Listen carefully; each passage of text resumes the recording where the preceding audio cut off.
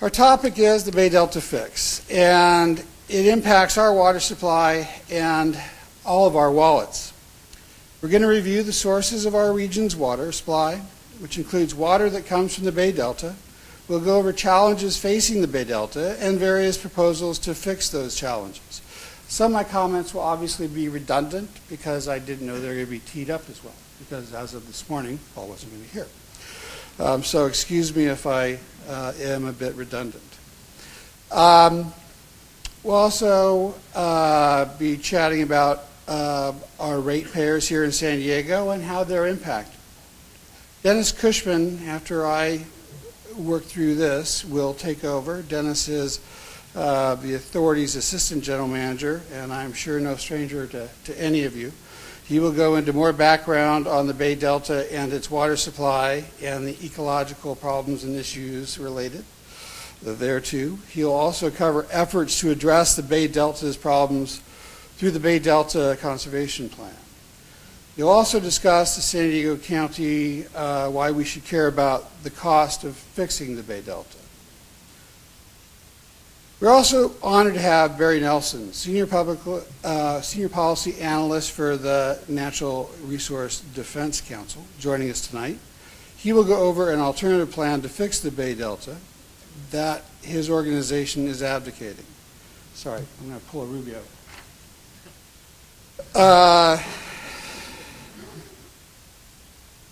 An option that a number of environmental groups and water agencies went thoroughly through and have evaluated. Following each speaker, we will dedicate 5 minutes for Q&A, moderated by our own Teresa Penunuri. Would have been better before the water, sorry, after the water. Teresa is with Water Authority staff. And at the end of the evening, we will also have open Q&A. If you have a question, you can ask it verbally or write it down on a piece of paper. I just encourage you to give the note card to someone, otherwise we won't get the question. So the note cards are presumably going to be handed out and back. And staff will pick them up and the question will be asked for you. One last note, we'll be tweeting live tonight. So if you would like to follow us on Twitter or let your followers know what is being discussed tonight, we ask that you use the hashtag and then Water Talks, right? Yep. Okay. Those of you who are tweeting, tweet away. Let's start with some basics. Here's a map showing the location of the Bay Delta. Just a few miles south of Sacramento, two of California's major rivers converge to form the Sacramento-San Joaquin River Delta. More than 25 million Californians and millions of acres of farmland rely on the Delta for all or part of their water supply. These are big numbers. It covers more than 700 square miles and includes dozens of islands and tracts surrounded by natural or man-made channels and sloughs. About 2/3 of the islands and tracts are below sea level, as you saw a little earlier. The Delta relies on a maze of levees to protect the land and key infrastructure from floods and daily high tides. In all, there are more than 1,100 miles of levees in the Delta, including many built more than a century ago, as I referenced a little earlier ago, by farmers to protect their farmland. The Bay Delta habitat, in addition to the millions of people who rely on the Bay Delta for some or all of their water, it is the largest West Coast estuary in North or South America. This is a pretty significant fact. It supports as many as 130 fish and 750 wildlife and plant species, and is one of 4 major North American paths for migratory birds. It also has become a major recreation destination for boaters and fishermen.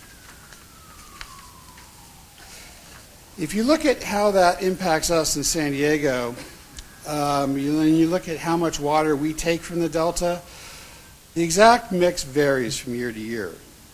due to local conditions as well as rain and snow patterns statewide. As you can see, this past year, 2012, we imported about 70% of our region's water supply. The water travels hundreds of miles through canals or aqueducts to reach us at the end of the pipeline. In recent years, about 25% of our water has come from the Delta. But we have seen supplies from the Delta cut back due to pumping restrictions put in place to protect a variety of fish species, such as the Delta smelt. Last year, these restrictions weren't much of a factor for us because conditions last year were actually pretty good, perhaps the best seen in over a half decade. This year, however, pumping restrictions have been implemented again because too many threatened fish are being caught in the pumps. Making the Bay Delta more reliable is very important to our quality of life and our $186 billion regional economy. If that's anyone's, feel free to. Fixing it will cost billions of dollars, and that is something that we are concerned about in San Diego County.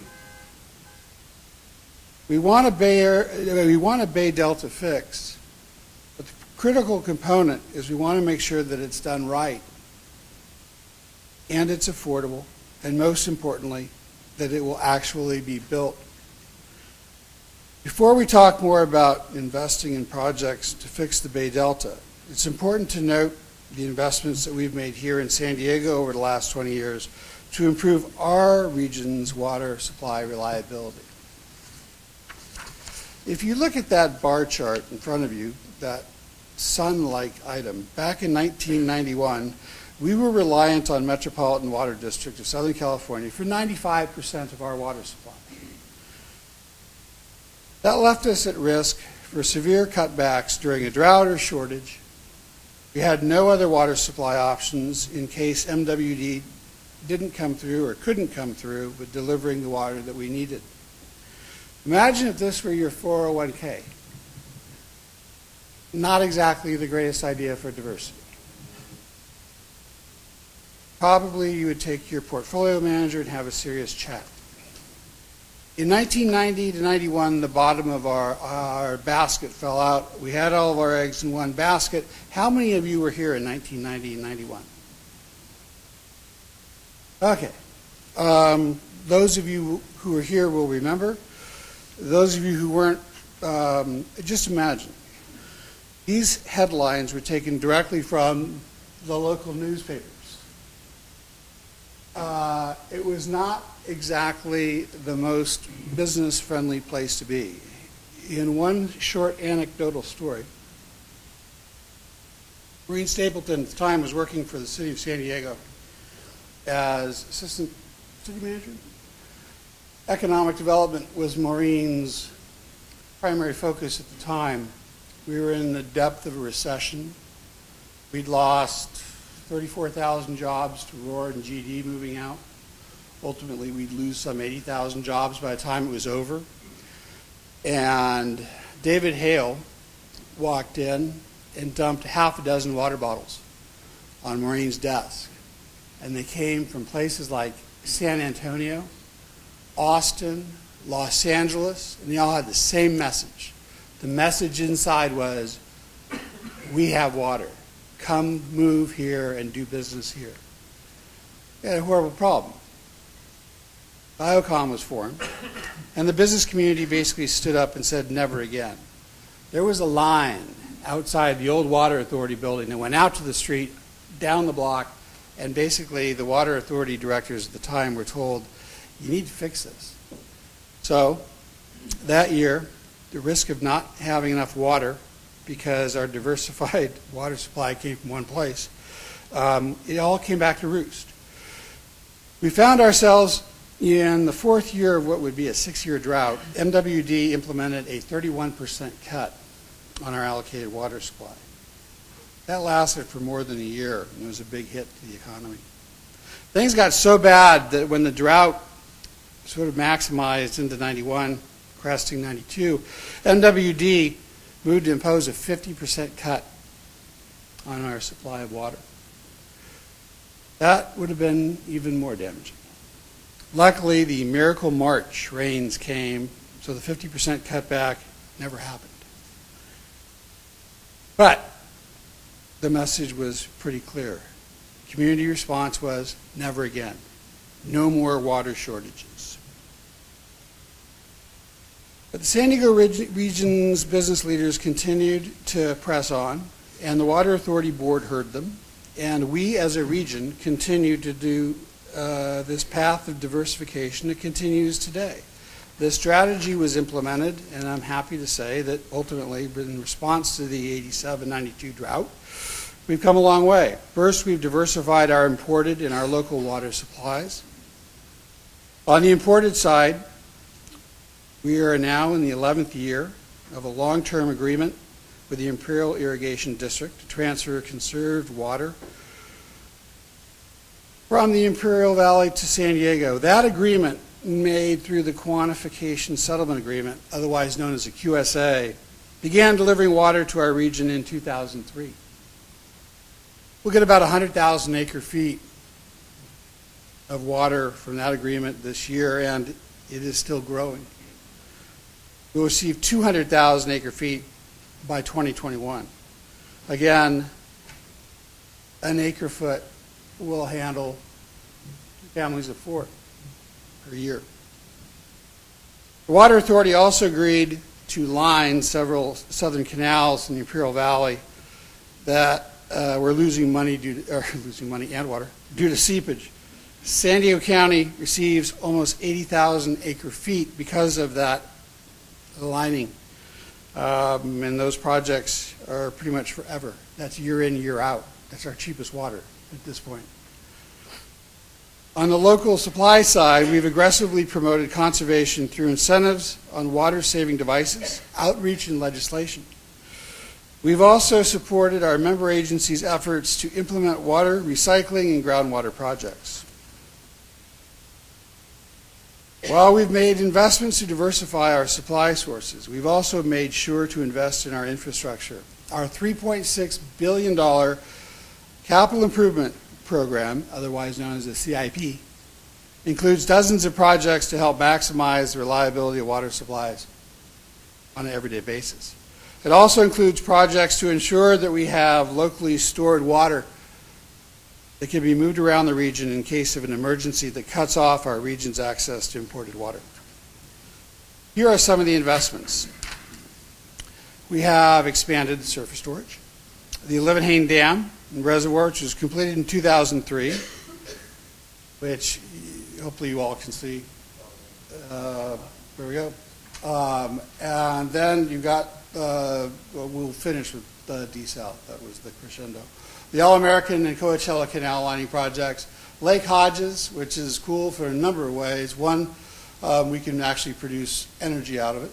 The lining of our pipelines, which we've got some 300 miles of significant pipes, and we're going through and relining them.